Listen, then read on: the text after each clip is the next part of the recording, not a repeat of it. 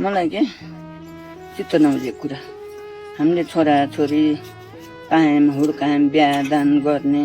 तिनी छोरा कोही डक्टर कोही मास्टर कोही वकिल के गराउँछन् सम्पत्ति भएकाले सम्पत्ति बेचेर हेर्नु छोराछोरी पढाउँदा खेत हुन्छ कि बारी हुन्छ कि सबै थोक बेचेर आज छोरालाई इन्डिया आर्मी गराइयो छोराले पढाउनुले पढ इन्डिया आर्मी भयो हुर्क्यो बढ्यो छोराले बिहा पनि गर्यो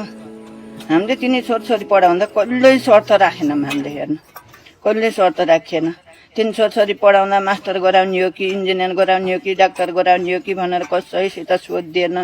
खेतबारी बेचेर पढाउँदा कसैसित सोधिएन अहिले छोरो हुर्काएर बढाएर पढाएर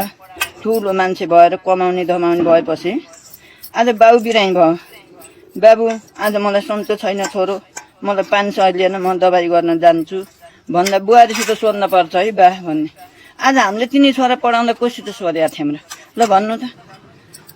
आमाले बाबु आज मेरो चोलो फाट्यो 1000 रुपियाँ लिएन छोरो म आज चोलो किन्न जान्छु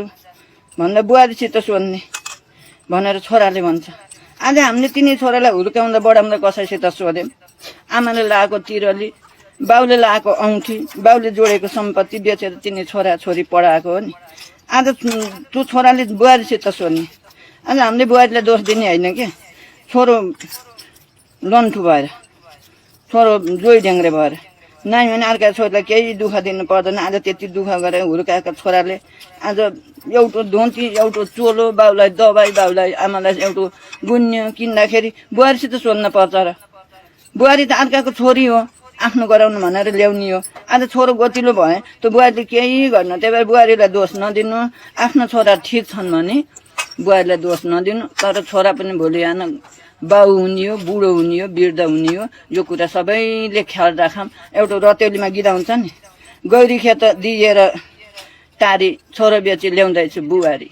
छोरो त बेची जस्तो हुँदो रहेछ कि बिहा भएपछि त यो मलाई साह्रै चित्त बुझ्दो कुरा हो सबैलाई परेको कुरा पनि हो हाम्रो छोरा जो त्यस्ता भएपछि बुहारीलाई दोष नलाम आफ्नो छोरो ठिक ठाउँमा आमा बाबालाई जिउँदा जियाला अब छ हेर्नु गुनासो धेरै छन् ध्यान दिएर सुन्नु होला कति इच्छा हुन्थ्यो आज जिउँदा जिया त बाउले एउटा जुत्तो पाएन